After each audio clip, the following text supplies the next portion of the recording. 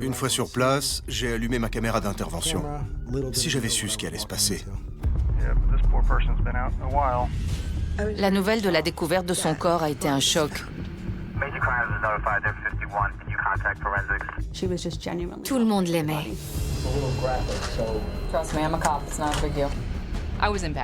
J'en ai fait des cauchemars. On avait beaucoup de mal à identifier le corps. Le suspect avait plusieurs semaines d'avance sur nous.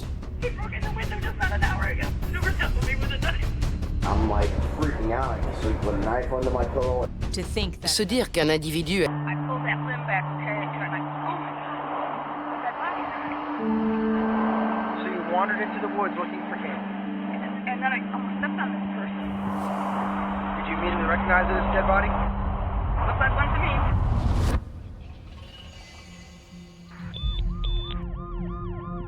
Une femme vient de tomber sur ce qu'elle croit être le cadavre d'un homme dans une zone boisée au nord de la ville de Newport Richey. C'est le shérif adjoint du comté de Pasco, Matthew Adamo, qui se rend sur place. On pensait qu'il s'agirait d'une enquête standard, à la suite du décès d'un SDF dans les bois.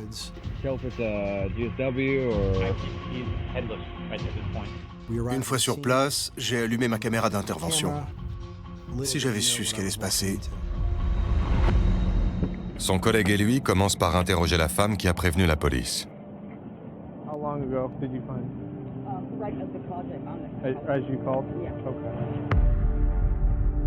Elle leur explique que le corps se trouve à côté d'un centre commercial proche d'un parc de mobil-home.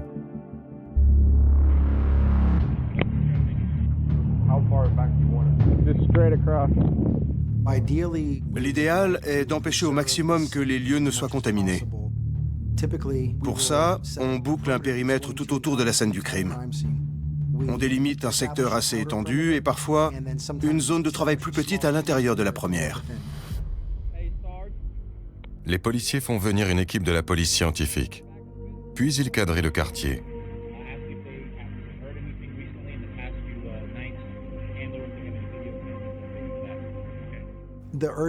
Notre priorité est d'obtenir les images des caméras de surveillance avant qu'elles ne soient effacées.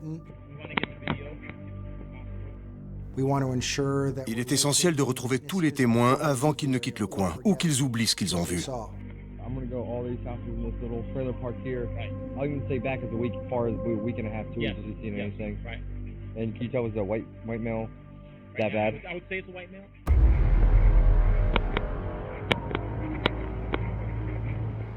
Les policiers décident d'interroger en premier les habitants du quartier le plus proche. I guess I'll start out with you first. We're conducting a death investigation.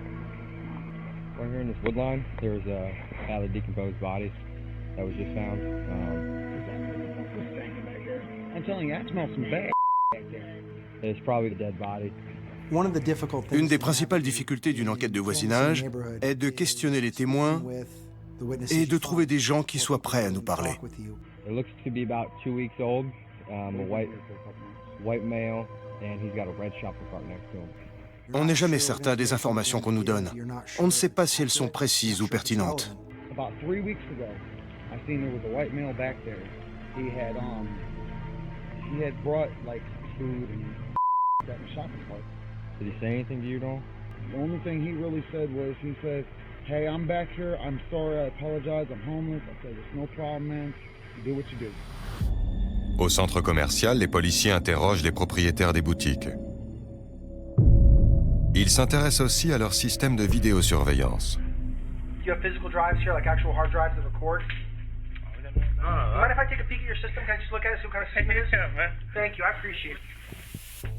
Ce n'est pas parce qu'il y a des caméras qu'on obtient automatiquement des renseignements.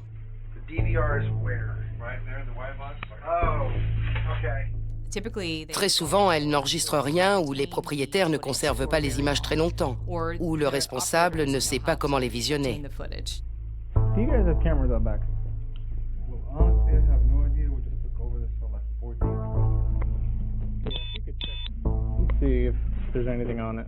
I need like 2 weeks worth from today back. Oh, 2 weeks? Yeah. Good luck with that. I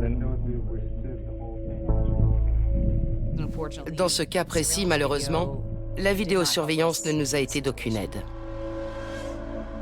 New owners just bought this building on Friday. Everything on the cameras was erased.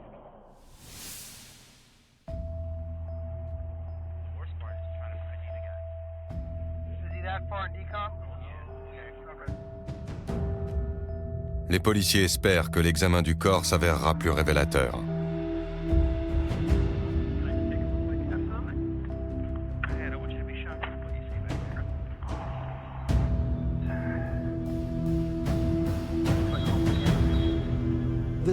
L'endroit était difficile d'accès. Il se trouvait à l'écart, dans une zone très boisée.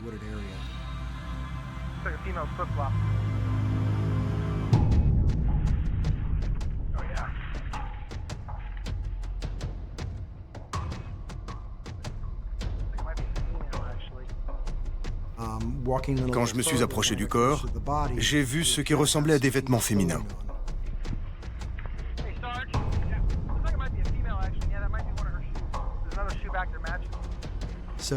Ça a modifié notre première évaluation des faits.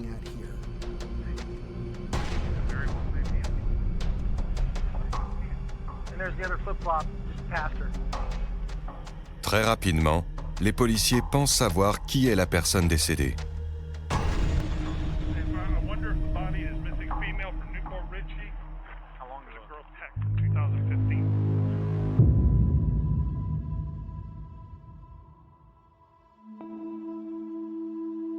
Âgée de 21 ans, Brooklyn Peck a disparu en octobre 2015, à moins de 2 km du secteur où ce cadavre vient d'être retrouvé.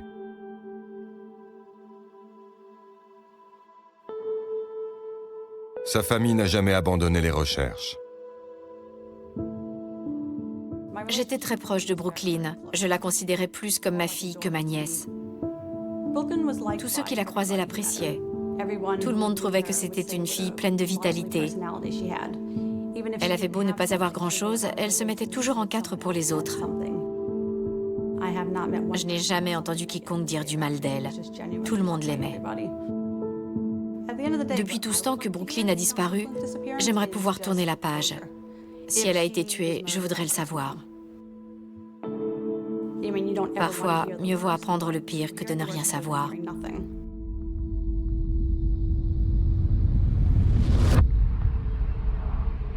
Mais la police et les proches devront attendre que l'autopsie ait été pratiquée pour savoir si la femme était bien Brooklyn Peck.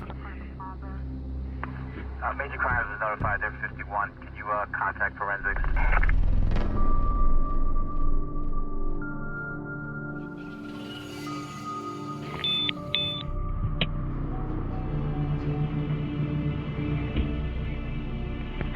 Les spécialistes de la police scientifique commencent par examiner le corps sur place. We're gonna make a path and then you guys will be able to come back.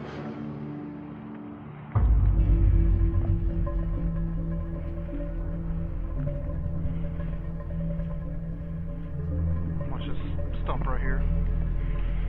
And the flip-flop. Yeah, let me open up some of these branches.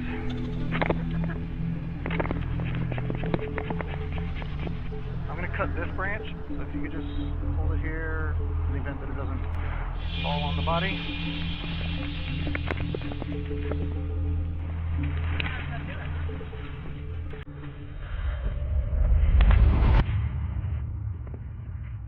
All right, guys.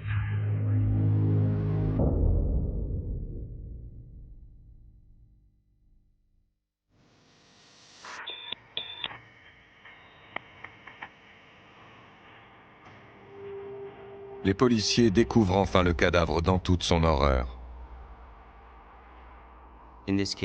Dans cette affaire, on a tout de suite pensé qu'il s'agissait d'un meurtre, parce que le crâne avait été défoncé.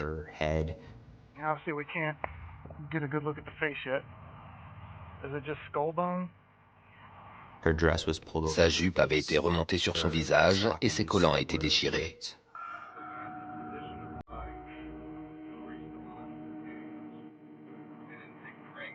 Nope. Nope.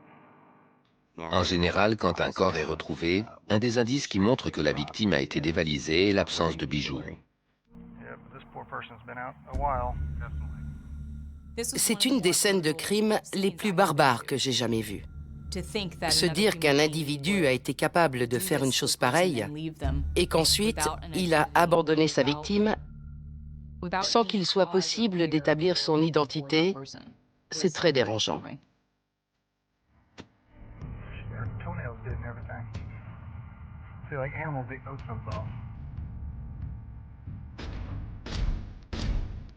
À proximité du corps, les enquêteurs recueillent une paire de tongs de femme, un flacon vide d'alcool à 90 et des détritus divers et variés.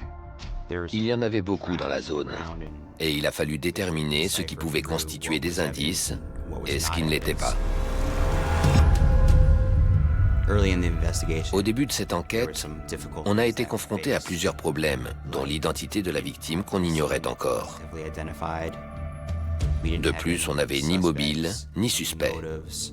On savait seulement que ce dernier avait plusieurs semaines d'avance sur nous.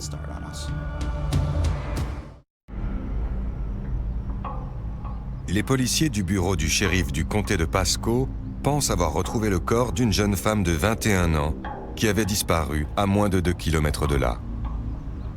D'après eux, c'était Brooklyn Peck, dont la disparition avait été signalée à Newport Richie.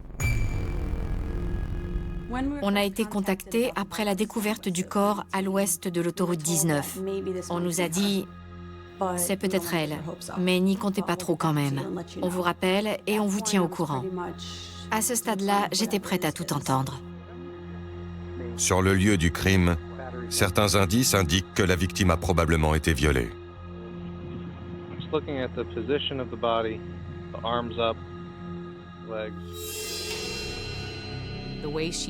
La position du corps n'était pas naturelle.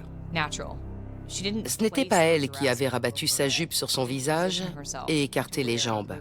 Au contraire, la manière dont celle-ci était ouverte cadrait avec une agression sexuelle.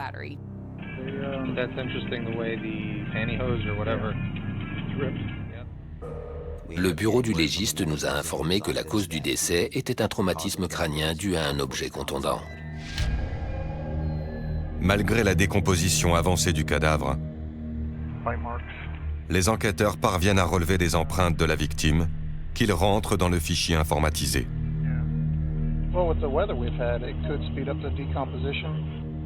Ils prélèvent aussi des traces ADN qui pourraient avoir été laissées par le meurtrier.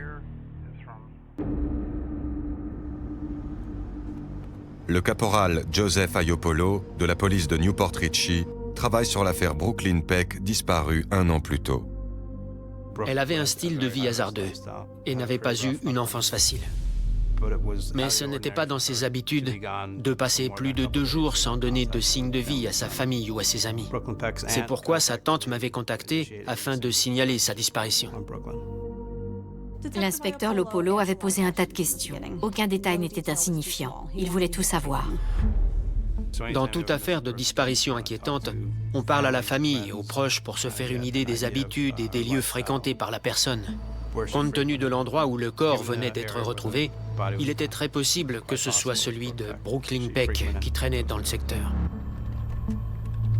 À présent que l'affaire est requalifiée en homicide, les inspecteurs passent au crible le dossier concernant la disparition de Brooklyn Peck. Ils notent ainsi une caractéristique physique peu commune qui pourrait permettre d'identifier le corps. On a appris qu'il lui manquait l'extrémité de l'index de la main gauche. L'information a été transmise au bureau du légiste. Or, tous les doigts de la victime retrouvés dans les bois sont intacts. On a alors compris que ce n'était pas Brooklyn Peck. Quand on a appris que ce n'était pas elle, on est passé par toute une gamme d'émotions. On a d'abord été heureux et soulagés, puis on a été triste parce qu'on espérait vraiment pouvoir enfin faire notre deuil. Ça a été une nouvelle douce amère parce que du coup, on ne savait toujours pas qui était la victime. On avait vraiment beaucoup de mal à identifier le corps.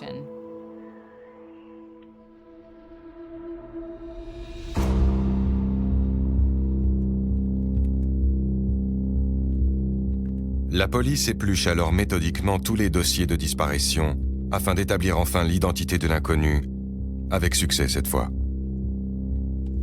Family and friends are really worried about Judy Therianos. They say it's not unlike her to disappear for a few days, but it is unusual not to hear from her. This week, they filed a missing persons report with the Maine State Police, who say they have notified authorities down in Florida.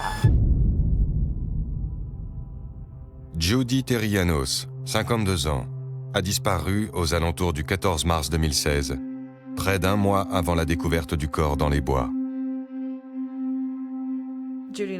Judy et moi étions descendus en Floride pour aller voir une amie atteinte d'un cancer.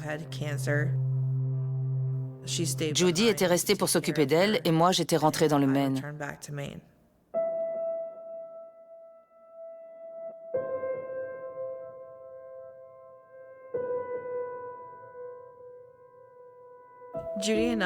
On nous prenait souvent pour la mère et la fille à cause de la différence d'âge de 20 ans.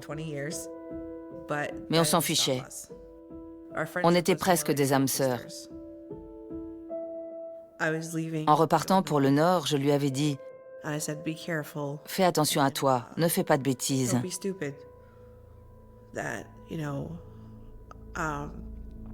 Sois prudente. Le légiste a réussi à prendre une empreinte de la victime, ce qui a permis d'établir son identité. Il s'agissait bien de Judy Therianos.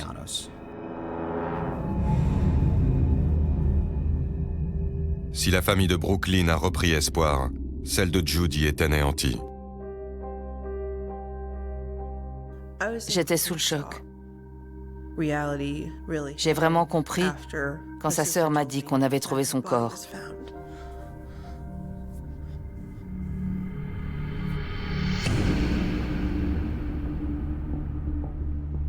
Les enquêteurs vont devoir découvrir où et avec qui Judy se trouvait dans les jours et les heures qui ont précédé sa mort. C'est sa meilleure amie Glenda Cook qui leur fournit une piste. Elle avait conservé un message vocal de Judith.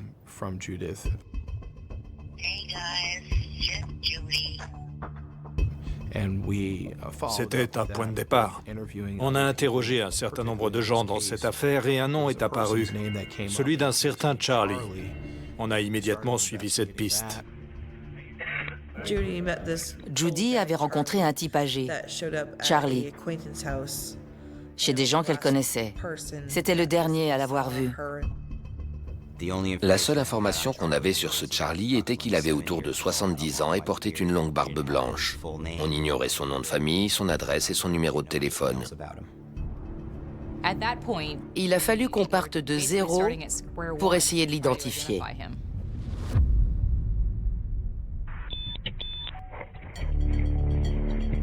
Les enquêteurs n'en sont qu'au tout début de leur investigation, quand soudain l'homme appelé Charlie se présente spontanément au poste de police. Hey, how's it going, sir? Are you Charles? Yeah. Okay. Quand il est arrivé au bureau du shérif, on a trouvé ça bizarre. On était sidérés. Cherchait-il à nous aider ou à nous mettre sur une fausse piste? Il s'est rendu de lui-même dans un des bureaux du district avec des affaires qui avaient appartenu à Judith, avec qui il était avant sa mort. Charlie explique aux policiers que Judy avait vécu chez lui avant sa disparition.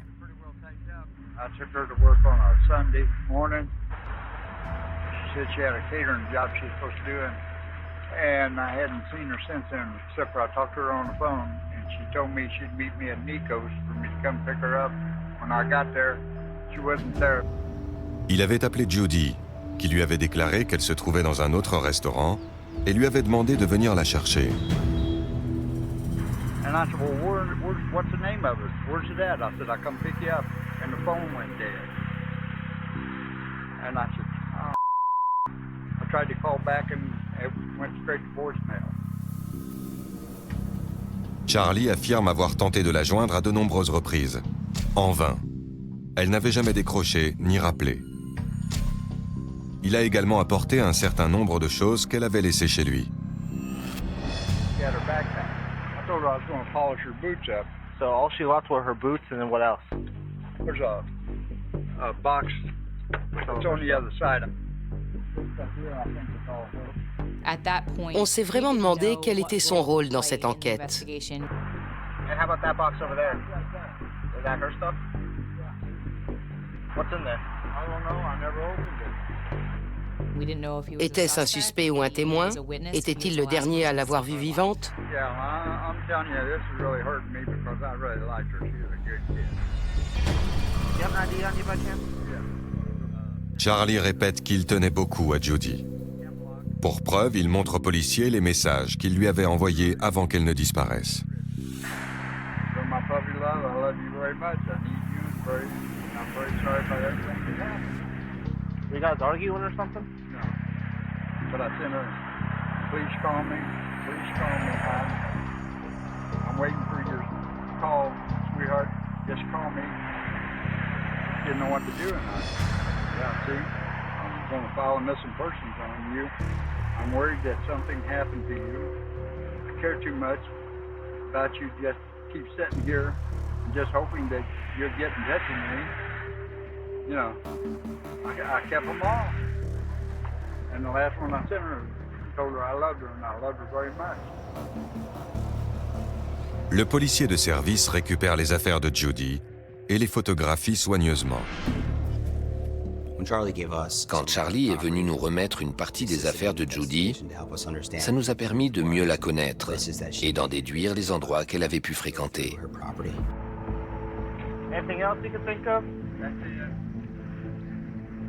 Charlie déclare qu'il ignorait tout du sort de Judy. Après avoir découvert d'où elle l'avait appelé pour la dernière fois, les inspecteurs se rendent sur place. On s'est séparés en deux groupes. Le premier s'est chargé de trouver le dernier endroit où elle avait été vue. Le second a essayé de récupérer les vidéos de surveillance d'une supérette et de plusieurs autres magasins du secteur. Les enquêteurs espèrent ainsi repérer Judy, voir son tueur. Mais le visionnage des images vidéo est long et fastidieux.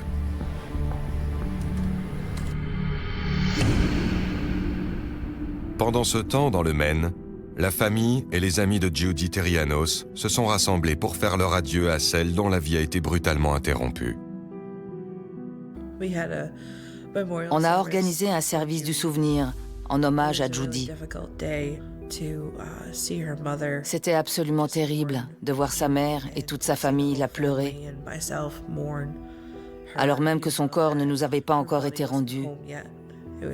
Ça a vraiment été une journée extrêmement difficile.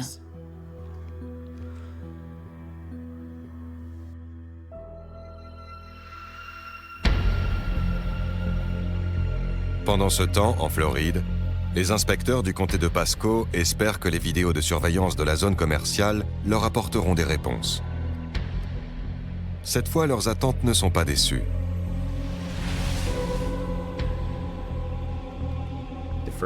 Sur une première vidéo, on l'aperçoit en train d'acheter de l'alcool dans une supérette proche d'un quartier qu'elle avait l'habitude de fréquenter. Sur les images, on la voit faire les courses dont elle a besoin en compagnie d'une autre personne. Les inspecteurs s'interrogent. L'inconnu serait-il impliqué dans le meurtre de Judy? Dès lors, ma priorité a été d'identifier l'individu qui était avec elle. Quand on a visionné la vidéo où on voit Judy avec cet homme, on ignorait s'il était responsable de sa mort ou si c'était seulement une connaissance. Peut-être serait-il en mesure de nous aider. Qu'il soit un témoin ou un suspect, il faut d'abord le retrouver. Hey sir, how are you? Sorry to disturb you. Listen, the sheriff's office is investigating a death invest over here. Les inspecteurs font tirer une photo de l'inconnu, puis ils la montrent aux habitants du quartier, près de l'endroit où le corps de Judy Terrianos a été retrouvé. Have you seen anything in the past 2 weeks? On a appris par la bande qu'un certain Grizzly, un homme qui vivait dans un parc de mobil-home tout proche, avait connu Judy. On est donc allé lui parler dans l'espoir qu'il aurait des informations susceptibles de faire progresser notre enquête. Come on in. Here's my messy hat. That's all right. I'm a bachelor. Me too. All right. And I figured I better do the right thing. Thank you. Because I don't want to be known as I get it. We understand, Professor. Grizzly a reconnu l'homme qui accompagnait Judy. D'autant qu'il l'a hébergé pendant quelques nuits. Short hair, brush cut type of deal. Il affirme que l'individu voulait quitter la ville.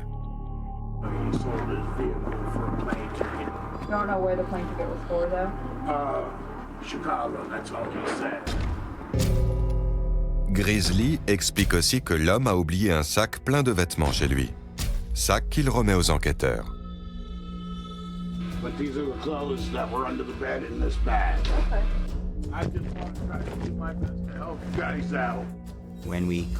Après avoir examiné le contenu du sac, on a constaté que c'était le même t-shirt et le même sac à dos qu'on voyait sur les images de vidéosurveillance de la supérette. D'après Grizzly, cet homme avait un frère jumeau baptisé Jared, mais il n'avait pas pu nous en dire plus. Les policiers décident d'envoyer les vêtements au service scientifique pour analyse. C'est alors qu'ils sont abordés par un autre habitant du quartier. Après notre discussion avec Grizzly, je retournais à ma voiture quand un certain Stéphane m'a appelé. « Inspecteur, j'ai un truc à vous dire à propos de l'IRS. » Avec un grand clin d'œil, histoire de me faire comprendre qu'en réalité, il avait des informations à me donner. Well, you know where the dollar store is over there in the liquor store? I'm guessing it was about 6 p.m. And me and he walked with me to get cigarettes at the liquor store. We came out, and she was on the side of the dollar store, kind of leaning against the wall. I waved to her, and he goes, "Who's that?" And I said, "That's Judy." Stéphane déclare qu'il connaissait Judy et l'homme sur la photo. Il rapporte alors une conversation terrifiante qu'il avait eue avec ce dernier la nuit du meurtre. Who knows what's in somebody's head? I guess he wanted to confide in me. He says, "Can I tell you something really bad that I did?" I said, "I guess, unless you killed her." He goes, "Yeah, that's what I'm talking about." And I panicked. I got up and I started pacing. Oh my God! I said, like, "Oh my God! Oh my God! Oh my God!" Yeah. How do you think I feel? And I didn't want to hear no more. At that point, I was freaking out. And then he went on to say something about getting a rush from doing it. D'après Stéphane, l'homme lui aurait raconté autre chose. He said, "Yeah, I've been back to the spot 2 times with alcohol." And when he said alcohol, did he mean like drinking alcohol? He didn't mean drinking alcohol. I got the feeling that he meant alcohol to clean, kind of like clean up or whatever. Like a peroxide type of thing, like rubbing alcohol. Yeah. Sur le lieu du crime, on avait retrouvé un flacon d'alcool à 90 degrés sans savoir si c'était important. Désormais, on savait qu'il s'en était servi pour nettoyer le corps de manière à dissimuler son identité, en éliminant toute trace d'ADN. Stéphane avoue avoir été terrifié à l'idée que l'homme puisse s'en prendre à lui aussi. Starting that night, I'm like freaking out. I couldn't sleep for days. I barricaded my door. I sleep with a knife under my pillow. I sleep with my phone right in my hand. How long have you known him for? When did you first meet him? About a week before he confided in me. So you have only known him for a short period of time? Yeah. Let me stop you, I'm so sorry. When you say you and him, who was that? Il nous a donné son nom, Timothy Johnson. I wish I could give you more, but... You've been a big help. Very good. Ça a marqué un tournant décisif dans l'enquête. On était peut-être sur le point de découvrir qui avait tué Judith. En vérifiant les antécédents de Timothy Johnson, la police s'aperçoit qu'il a un casier judiciaire chargé. Timothy Johnson avait été arrêté 4 fois en Floride pour coups et blessures et violences conjugales et 2 fois pour défaut de comparution.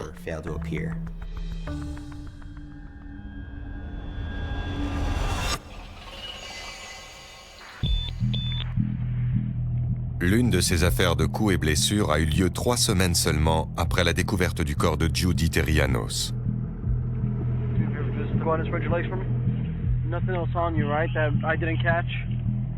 Timothy Johnson venait d'être expulsé de son logement. Il buvait beaucoup et il était entré par effraction chez une femme en pleine nuit. Son arrestation avait été filmée par la caméra d'intervention d'un des policiers.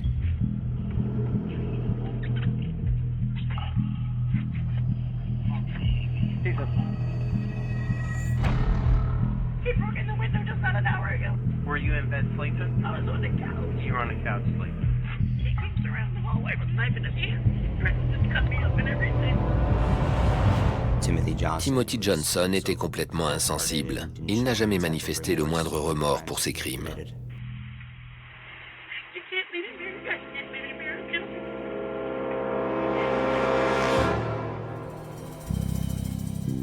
Johnson est sorti de prison depuis quelques semaines à peine, qu'il est déjà le principal suspect dans une affaire d'homicide.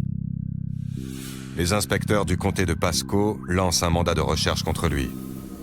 Mais les mots d'un des témoins résonnent dans leur mémoire.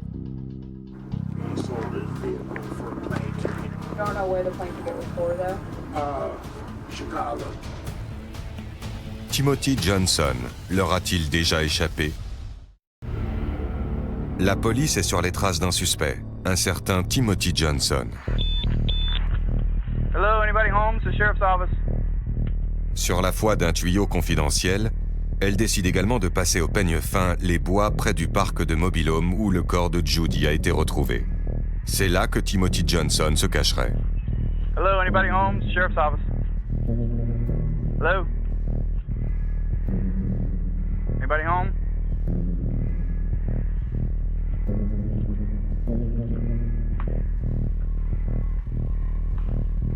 Hello? Hello? Il y avait un camp de tente où vivaient de nombreux SDF et on voulait savoir si quelqu'un pouvait nous fournir des renseignements.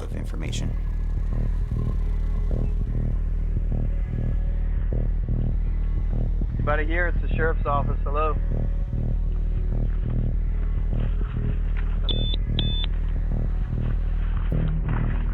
Hello?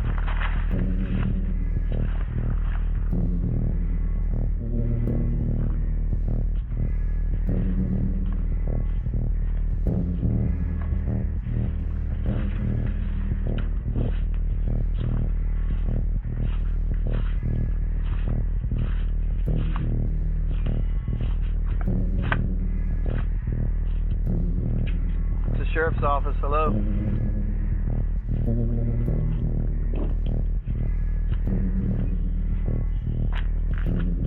Hello, anybody home? It's the sheriff's office. Hello? Anybody home? Coming up. Anybody home?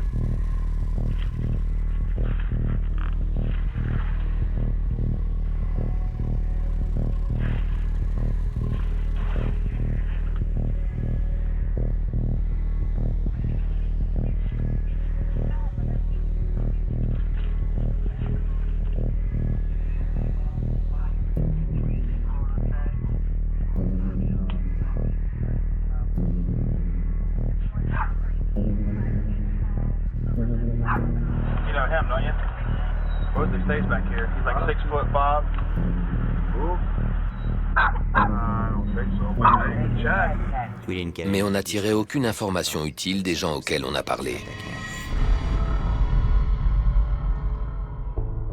J'ai fait des recherches sur Timothy Johnson dans plusieurs bases de données du bureau du shérif pour essayer de savoir où il se trouvait. Ça a été rapide puisque Johnson était de nouveau en prison, ce qui m'a fait très plaisir. L'inspecteur Berberich et moi-même sommes allés l'interroger en prison. How you doing, Timothy? My name is Detective Luches, my partner, Detective Berberich. You're not in trouble right now, but I have to read your Miranda, okay? You have the right to remain silent. Anything you say can and will be used against you in a court of law. On pensait avoir un avantage sur lui dans la mesure où on connaissait peut-être à son insu certains faits révélés par l'enquête. Having these rights in mind, would you like to speak with me? Okay. J'étais très tendue. Je ne voulais surtout pas planter l'interrogatoire. Je voulais le coincer. C'était ma mission. I have a picture of you with a person named Judith Theranos. Okay? So obviously you guys are hanging out. How did you know her? She used to go around the neighborhood I was staying at. Pendant l'interrogatoire, on s'est rendu compte que Timothy connaissait la musique. Il nous répondait très calmement, d'une voix douce, sans faire preuve d'agressivité. Clairement, ce n'était pas la première fois qu'il était questionné par la police. She died. Do you know anything about her death? When was the last time you saw her? Somewhere around March. Up until now, have you heard that she died? Yeah, that's the first I've heard of it, yeah. So you don't know her on a personal level. Is it somebody you would have hung out with? Just, yeah. We did have sex, but just regular consensual sex. Il a reconnu qu'il connaissait Judith. Puis il a reconnu avoir eu des rapports avec elle. On était bien conscient qu'on était tout près d'obtenir ses aveux pour le meurtre de Judith. How many times did you have sex with her? Once. Where at?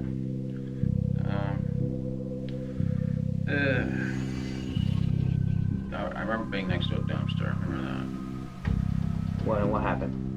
I put her up against the dumpster. We had sex. Like after that, you guys hang out for a little while? We had sex. Went our separate ways. Ben voyons. C'était peut-être une femme libre, mais ce n'était pas une traînée qu'on coince contre une benne à ordures. Ça m'a mise en colère. On ne rabaisse pas sa victime comme ça. Well, I'm gonna go ahead and cut to the chase because we know that you killed her. Okay, I just tell you right now, we know that you killed her. So what can you tell us with regards to that? Timothy Johnson ne répond pas, mais les inspecteurs ne lâchent rien. And here's where I'm at with this. I know that you're lying, obviously. We're trying to give you the opportunity to explain what happened, why it happened. We think that during your guys' consensual sex, it escalated and then it turned to the point where you killed her. I think it was an accident. That's really what I think. Am I allowed to have my lawyer present? If you want to, sure.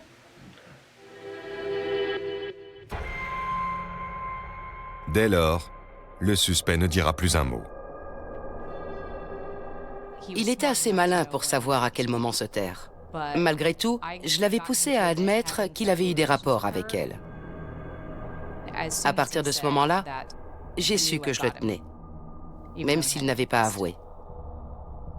J'ai su que c'était lui.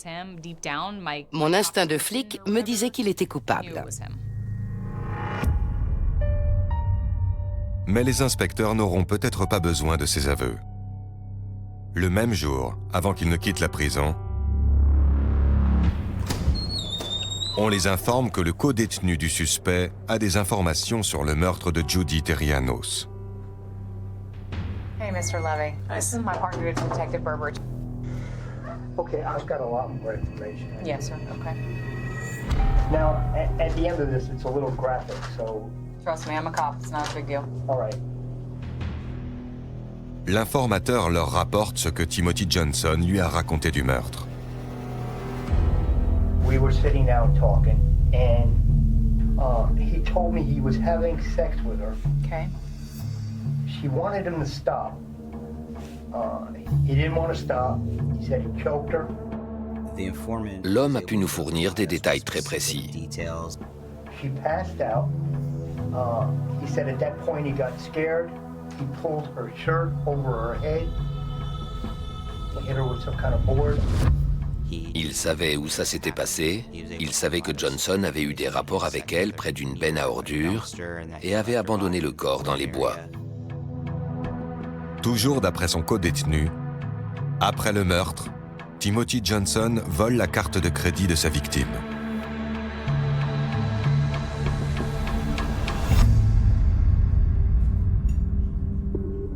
Puis, il va dîner au restaurant.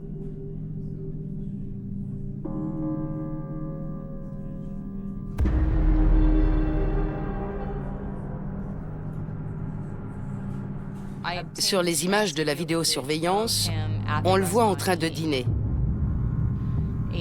à la même heure où une transaction a été effectuée avec la carte de Jody. Timothy est assis tranquillement. Il ne montre aucun signe de panique ou d'inquiétude, comme si de rien n'était.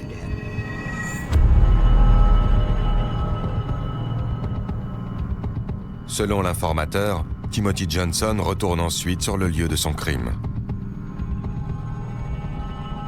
He said he went back and had sex with her again.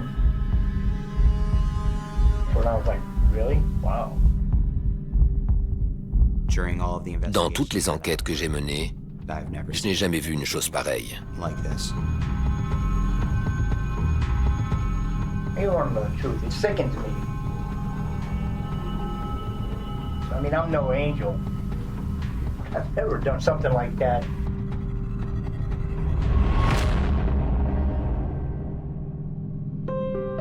Les déclarations des témoins, le relevé de la carte bancaire et les images vidéo fournissent aux inspecteurs tous les éléments à charge dont ils ont besoin. Afternoon. Pasco Sheriff's Office has arrested Timothy Johnson with first-degree murder. Les preuves matérielles et le témoignage de son codétenu permettent d'inculper Timothy Johnson du meurtre de Judy Terrianos. Il est condamné à la perpétuité.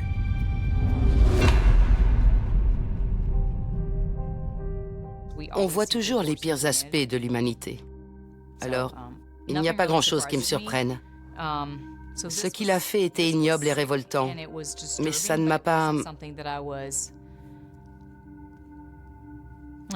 Non, c'est faux. J'en ai fait des cauchemars. Pas à cause de lui, mais parce que les derniers instants de Judy ont été atroces. Je suis heureuse d'avoir pu faire mon deuil. Mais je pense à toutes les familles qui n'ont pas eu cette chance, qui se demandent ce qui s'est passé et continuent d'espérer que leur proche réapparaîtra un jour. À ce jour, la disparition de Brooklyn Peck reste inexpliquée. Si quelqu'un a des informations, j'aimerais qu'il ou elle nous contacte. N'importe quelle information, aucun détail n'est sans importance. Les passages piétonniers souterrains sont conçus pour éviter les conflits. Ils séparent les piétons de la circulation, concentrent les déplacements dans des couloirs en béton et garantissent la sécurité grâce à leur efficacité. On y entre, on traverse sous la route et on ressort de l'autre côté. Dans 2014, à l'intérieur d'un passage piétonnier souterrain, Danse Berlin cette promesse d'efficacité dissimulait un crime façonné par le flux plutôt que par l'isolement. La victime était Anja Keller, 32 ans. Un raccourci sous la ville. Le passage souterrain passait sous une routa 6 voies, près d'une gare de banlieue. Large et carrelé, il était éclairé par des néons. Des fresques ornaient une partie des murs. Elles avaient été ajoutées par la ville pour dissuader le vandalisme. L'art était censé humaniser le béton. 2. Le parcours du soir d'Anja. Anja travaillait comme assistante en physiothérapie. Chaque soir, elle rentrait à pied de la gare à son appartement, en empruntant le passage souterrain pour éviter les feux de circulation et les longues attentes. Les raccourcis deviennent des habitudes. 3. Conçu pour le mouvement continu. Le passage était dépourvu de portes, d'angles et de sièges. Tout incitait à le traverser de part en part. S'arrêter semblait artificiel. 4. L'homme qui suivait le courant. Thomas Berger âgé de 39 ans. Il était sans emploi et avait l'habitude de fréquenter les environs de la gare tard le soir. Des témoins l'ont décrit comme quelqu'un qui se fondait facilement dans la foule des piétons. L'intégration requiert du timing, pas du déguisement. V. Pourquoi personne ne l'a remarqué? Dans les passages piétons, les inconnus se déplacent en parallèle. Les échanges de regards sont brefs. Chacun suppose que les autres vont quelque part de précis. L'objectif est provisoire, non confirmé. 6. La nuit du 7 février 2014. Anja est entrée dans le passage à 22h18. Les caméras de vidéosurveillance l'ont filmé d'en haut, à l'entrée de l'escalier, mais pas sur toute la longueur du tunnel. La couverture suggère l'exhaustivité. 7. Suivre sans poursuivre. Thomas entra quelques secondes plus tard. Il ne se précipita pas. Il suivit son rythme, restant à quelques mètres derrière elle. La distance rassure. 8. Sound underground. Les pas résonnaient sèchement. Chaque pas était amplifié par le béton. Les sons individuels se fondaient en un rythme continu. Le bruit perd son propriétaire. 9. Ce que les enquêteurs pensent qu'il s'est passé. Vers le milieu du passage, là où des peintures murales assombrissaient les murs et où la lumière baissait légèrement, Thomas engagea la conversation et demanda son chemin pour trouver un arrêt de bus. Les questions empreintes de la légitimité. X. Piéton qui passe. 2 personnes entrèrent dans le passage par le côté, opposé la minute suivante. Elles dépassèrent Anja et Thomas sans ralentir. Le mouvement l'emporte sur la curiosité. 11. Quand Anja n'est pas arrivée. Le compagnon d'Anja l'attendait à la maison vers 22h40.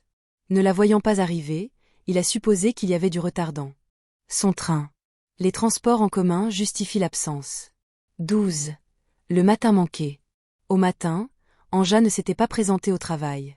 Son téléphone a émis un dernier signal près du passage souterrain. Le raccourci devint le lieu de rendez-vous. 13. Orientation initiale de la police. La police a fouillé les parcs, les rues et les quais des gares. Le passage était considéré comme un itinéraire. Et non comme un lieu de halte. Les connecteurs résistent aux soupçons. 14.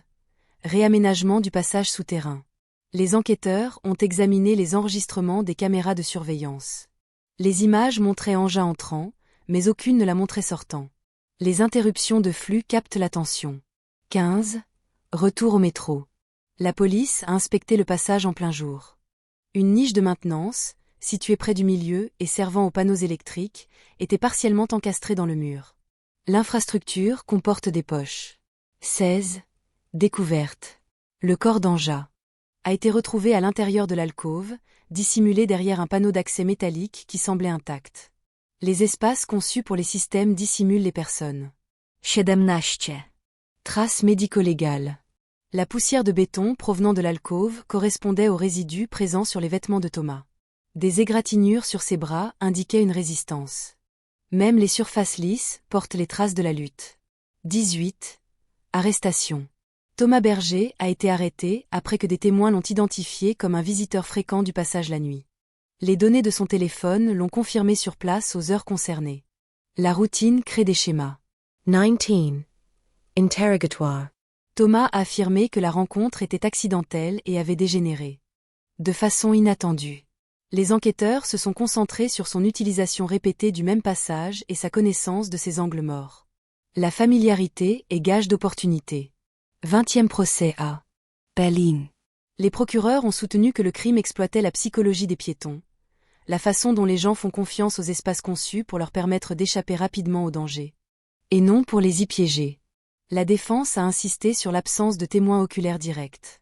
Le tribunal s'est appuyé sur les données numériques de suivi des mouvements, les preuves médico-légales et la reconstituzione spatiale.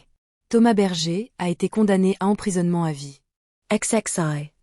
Changement structurals. La ville a renforcé l'éclairage, supprimé les alcôves encastrés et installé des caméras de surveillance sur toute la longueur des couloirs. Le flux a été interrompu. XXI. Le passage aujourd'hui. Les gens continuent de passer en vitesse.